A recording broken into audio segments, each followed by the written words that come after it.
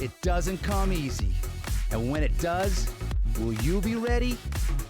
We all want to be famous, but only a select few get a taste of it. Did you ever wonder what it takes to be a star? Well, get ready for an exclusive look into the lives of today's biggest celebrities on their journey to the top. Before the Fame. Hi, everybody. Welcome to Before the Fame, and I'm your host, Mike Sherman. Now, several years ago, I had a very popular TV show produced right here out of Miami called On the Mic. It started out as a local show where I was interviewing local artists like Flo Rida, Pitbull, Sean Kingston, just to name a few. The next thing you know, the show takes off national. Now I'm interviewing the likes of Kim Kardashian, CeeLo Green, Justin Bieber, plus so many more, all before they were really famous. So that got me thinking, why don't we produce a TV show called Before the Fame?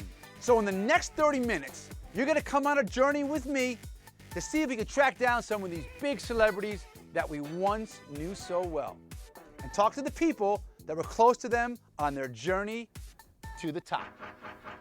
Which brings us to our first featured celebrity, Ricky Rose, or you guys may know him as Rick Ross. Now, when I first met Rick Ross was back in 2005 when he just signed by Def Jam Records. He had his first major hit, Every Day I'm Hustling.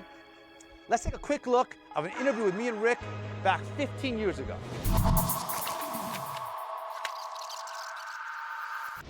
Because you was just always a good person, a trill person, a real person, and you always represented the music, man, and you was always genuine, and that's why we show you that love. So were you, man. Even though I didn't know the music, you always helped me, man. You already know, man. And you always help me, You man. know I love to see you, because you always at the big events grinding. Shout out to the Mike Sherman Show. Y'all better keep it locked. That was a long time ago.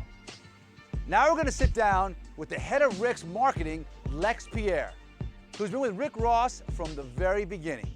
Let's take a look. I'ma make it work, time to make it work. 100 carats in the rollie, I'ma make it work. Tonight I'm sitting down with one of the innovative marketing gurus in the music business, Lex Pierre Louis. You've worked with some of the biggest names in music, one particular hip-hop sensation, Rick Ross. How did you ever link up with someone like that, and what made him say, hey, you know what, I need this guy on my team? A DJ by the name of DJ Cox, Trunk Funk Records. One day I went over there and I saw Rick Ross there, and I was like, yo, that's Rick Ross. Did you know who Rick Ross was? He was up and coming. So after that, his business venture started with Def Jam Records. His company started growing. He dropped several albums, and then right when he got to Atlantic Records and started signing new artists, and that's when I got the phone call. Tell me about that phone call. Remember like it was yesterday, Memorial Day weekend Monday, got a phone call, come by the house. Went by the house, changed your Twitter, changed your Instagram, changed everything. It's double MG, I need you on the team, we're going on tour tomorrow. What do you think's next for his phase of his career?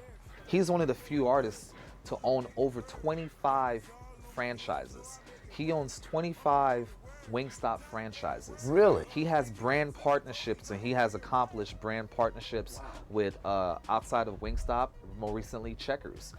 Lex Pierre Louis, thanks so much for coming on my show. This is Mike Sherman down here in gorgeous South Beach on this beautiful, huge yacht. Quick commercial break, but we'll be right back.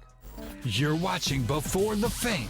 Coming up next, owner of Slip and Slide Records, Ted Lucas, and the Diamond Princess, Trina. Tell us what drove Rick Ross to be the boss.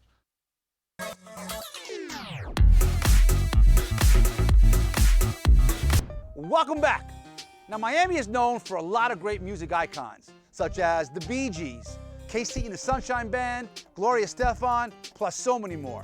But one of the first real pioneers of hip-hop music in Miami was a gentleman by the name of Teddy Lucas, who started a small little record company, Slip and Slide Records. Now, Teddy was a club promoter that turned A&R. Recently, he was at Florida International University, speaking to students about the music business. Fortunately, I had a chance to meet up with Ted to talk about the rise of Rick Ross. It's all about energy. It's all about how we vibe and how the energy works between creatives, two creative minds. Do you know where I can find Teddy Lucas? The Teddy Lucas from Slip and Slide? That's the one. Right in there. Thank you very much. Today I'm down here in North Miami at FIU with one of the biggest names in Miami music, my good friend and the CEO of Slip and Slide Music, Teddy Lucas. When did you first want to say, I'm going to put Miami on the map in music? Well, it's been over 20 years, grinding, truly blessed, being honored with some of the great artists that's been in this business for a long time. Let's talk about the big man right now. Gentleman Red, Josh Burke, he the one that came to me and said, man, Suave House got a rapper from Miami. Suave House was one of the big labels in the South at the time. Okay. Tony Draper had an artist named Rick Ross. He from Carol City. I think his name was Willow at the time. Red came and played me the records. I'm like, boy, dog's like a little lyrical coming from the South. Told my dog, I'm gonna take a chance on it. He put out like 10 mixtapes in a year. Because every time I turned up, boy, Ross got a new mixtape. Ross got a new mixtape. How did he do it? Oh, he's the hardest worker. You can honestly get in the studio with Ross and do 4 records. Sometimes I tell him, man, just get some sleep a little bit. He don't sleep. That song, Every Damn Hustler. When we first heard the Red came and played me the record, I knew right then and there it was over. Man, he been grinding for years, like constantly. Years. Back then, Cali was on 99 Jams, and every Friday he'd drop a new song. He deserved everything. He deserved to be the boss and everything he accomplished because his work ethic. They know what we want, give it to us, give it to us. They know what we want, give it to us, give it to us. Hey Mike, I'm down at Circle House. I got an exclusive with Trina to talk about Rick Ross, and you got 10 minutes to get down here. Bye.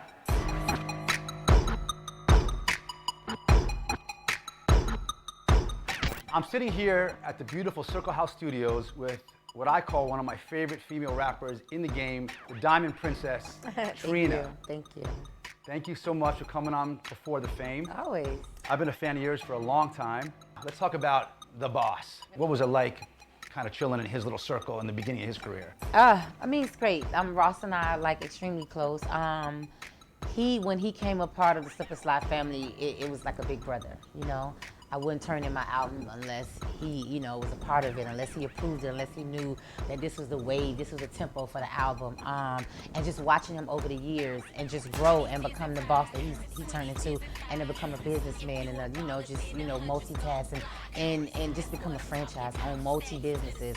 I'm happy for that. You've always given me love, no matter where you were, Miami, LA, Atlanta. Yes, yes. Always gave Mike Sherman love, yes. and I want to thank you for that. Thank you. Awesome. This is Mike Sherman with the Diamond Princess, one of my favorites, Trina. We'll be right back. You're watching Before the Fame. Coming up next, music video director Gil Green and music artist manager Mike Blumstein tell us what it's like working with Rick Ross. You don't want to miss this. Stay tuned.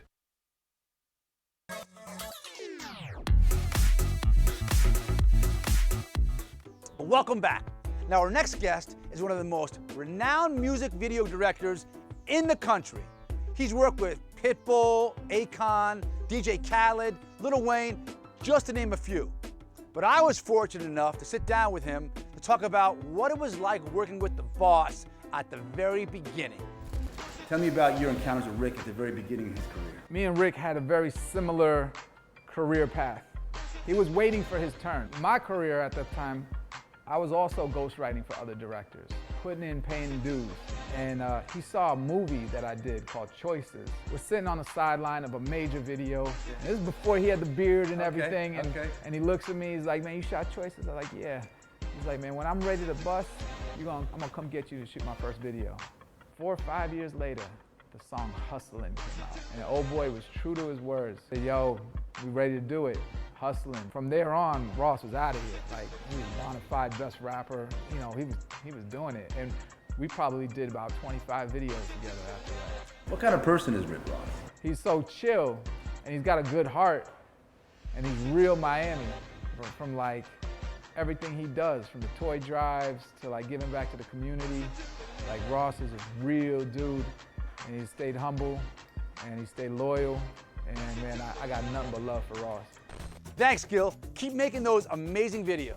Now, our next guest was an A&R for Slip and Slide Records, Mike Blumstein. Let's take a look.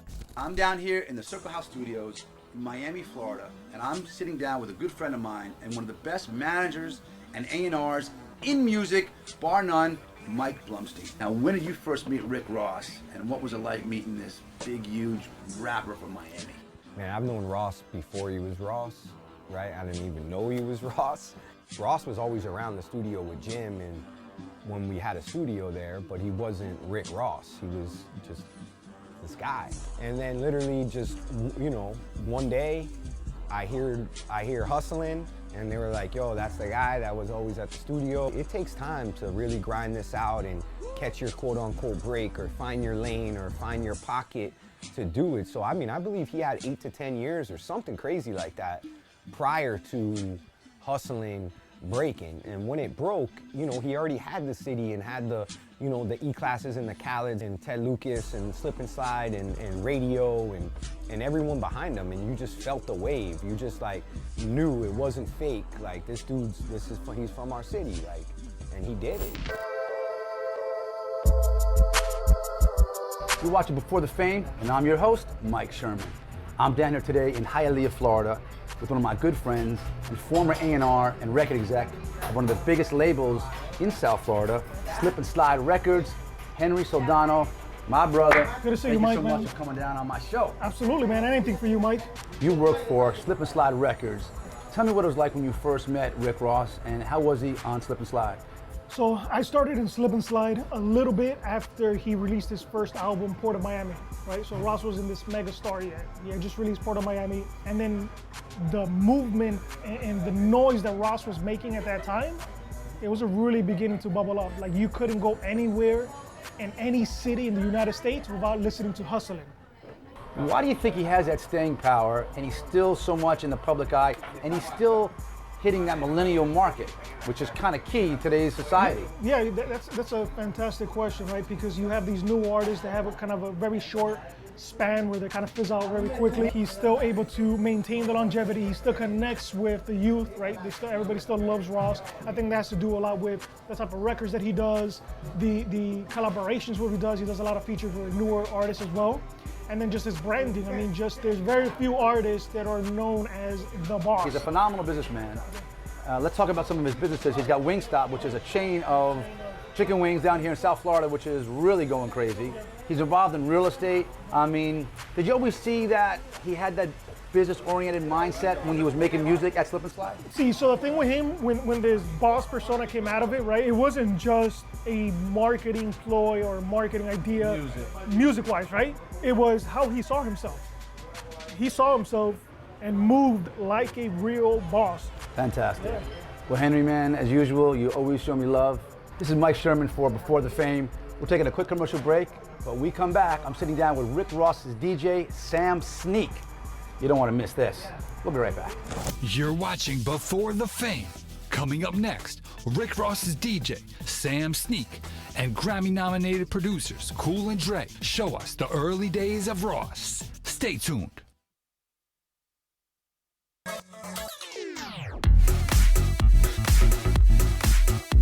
Welcome back. Now, every hip-hop artist, pop star today has their own DJ, and that's the case for Rick Ross. He found our next guest at the age of 15 and has been working with Rick ever since. His name is Sam Sneak, and he's quite a character. This is DJ Sam Sneak. What's happening? Tell me how it all came about. How did you and Rick finally come together and say, hey, I want you to be my DJ? Well, it all started when I was a kid, sneaking in the clubs, and I was at a club called MVP. I wasn't even old enough to be in a club at the time. And he was just done doing like an open mic thing, and I walked up on him and just introduced myself and told him my dreams and stuff, and he looked at me, and then we exchanged contacts, and 2 days later he showed up to my mom's house, and the rest is history. How old were you? I was about might have been like 15 or 16. 15 years old. Yeah, I was a kid. And Rick Ross came to your mom's house, like almost a college recruiter coming to the house to recruit you. Right. So then I'm like, you know, I got like a bunch of sneakers in my room. He's like, how you get all this? I'm like, yeah, you know, I do ringtones and sell CDs and stuff like that. Sure. So he's like, okay, cool. You my DJ. I'm like, all right, cool. So fast forward, probably like 2008, I started hitting the road. And then really consistently, probably like 2010. What was it like working with Rick Ross at the very beginning, and what's it like working with him now? Has he changed a lot over the years? Has fame changed him at all? Nah, you know, he's still the same. He's still the same hustler since day one. You know, since the day one when I met him before the Hustling record, he's always been that way. And fast forward, it's the same thing. You know what I mean? He just implemented on different things, like different business ventures, you know, so on and so forth, but it's still the same. It's kind of hard to describe it in a sense because it's like, it's rosé. it's cool. He goes uplifting everyone around, you know what I mean? Sam, it's awesome to have you on the show. You're a great guy, and I wish you nothing but success moving forward. Appreciate it. What an energetic and charismatic individual. Thanks, Sammy. Now, our next guest is a duo of Grammy-nominated producers. These guys wrote music for Mary J. Blige, 50 Cent, Fat Joe, and so many more. Cool and Dre. They go way back with Rick Ross from the very beginning and are so happy for his rise to stardom. Matt, let's roll the tape. Rick Ross. Yes. You've been working with him. You've been friends with him for a long time. Rick What's he like? Put it this way, we did Rick Ross's first record that was released, and the first record he ever featured on, and the first record we produced was with Rick Ross. There was Trina featuring Rick Ross, Told Y'all. Ross used to be at my mom's garage almost every day. Come on. Yeah, like literally I'm recording him in boxers, like, all right, let's go. You know what I'm saying? Like that. Like we go back like that. You know what I'm saying? Every time we see each other, man, we just laugh. You know what I'm saying? We just laugh because we know where you came from and everything we went through, and we were in the studio. I remember us working in Circle House when Shakir, God rest his soul, he was like, yo, I'm about to go to New York. Should I play this Rick Ross stuff for Jay-Z? You know what I'm saying? That's when Jay-Z was president over there at Def Jam, and we were like, of course. And it was all history, bro. Like once he went up there and they got to witness his charisma and his aura, they were like, oh, this guy's, he's always been the same. When he was in my mom's garage, he was Rick Ross, and it was with nothing, he was the same way. Cool, you've been amazing. We got a video question from an A&R, a guy named Nando, who is out of New York City, and he's got a question for Cool. What's the question, Nando? Hey, Cool, this is Nando from New York. What's the key to longevity? Nando, the key to longevity, to my opinion, is staying in tune. Staying in tune, listening to the new guys, you know what I'm saying? The new guys that are coming out with the music. Staying in tune with the sounds. So keep the youth around you and don't stop. Me and Cool met Rose in Cool's mother's garage when we had our studio over there. This is 2000. He sat on this chair that we had in the corner of this small garage. He's like, what you two dirtbags got for me? I heard y'all got some beats. And when he walked out of there, me and Cool was like, yo, he's the next Biggie Smalls. Like, he's so charismatic, and lyrically, he's one of the best rappers, period. Thanks, Cool and Dre. I love you guys, and keep making those great hits. Now, recently, I had a chance to catch up with the man himself, Mr. Rick Ross, at a charity event, and he had some words of wisdom. Let's take a look. Man, every time I see you, the blazers get more expensive, my brother. We're working hard. We're in a lot of markets now, but we started out all at the same time, man. We're like family. Man, from day one, you know what I'm saying? I watched you when you was just on channel 18 or something like that, you feel me?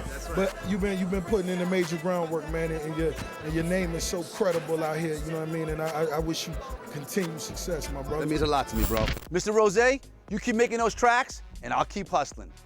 Now it's time for our Music Money segment. That's where you guys at home get a chance to win cash by answering questions of today's featured guests. So now I'm gonna send it out to my co-host, Ashley, who's with our very first contestants. Thanks, Mike. I'm Ashley Moss, and I'm here at the One Hotel in South Beach during Miami Swim Week, and we're about to play Music Money. This is where we give contestants money and cash prizes if they can guess 3 trivia questions correctly. And I have 3 contestants with me right now. What are your names, ladies, and where are you from? Michelle, I'm from Chicago. I'm Michaela, I'm from New York. Nicole from San Francisco. Jonathan from the Bronx, New York.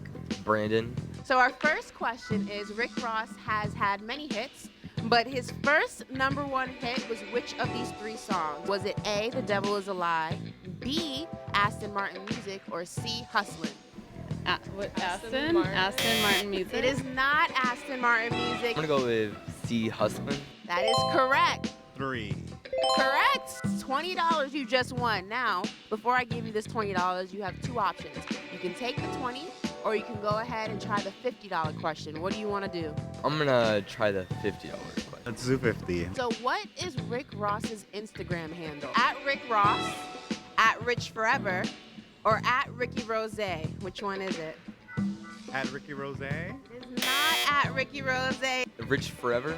The man knows his Rick Ross. Okay, so you got the 50. Do you want to keep that or do you want to go for the $100 question? I think I'm gonna keep that. Oh, you're playing it safe? Okay, I respect it. Thank you for playing.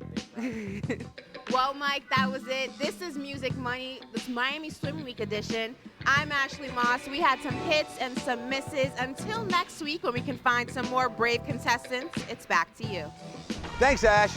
Great job. And if you guys out there want to submit questions for Music Money or find out more about our show, go to our website at www.beforethefame.tv or follow us on Facebook, Instagram, and Twitter.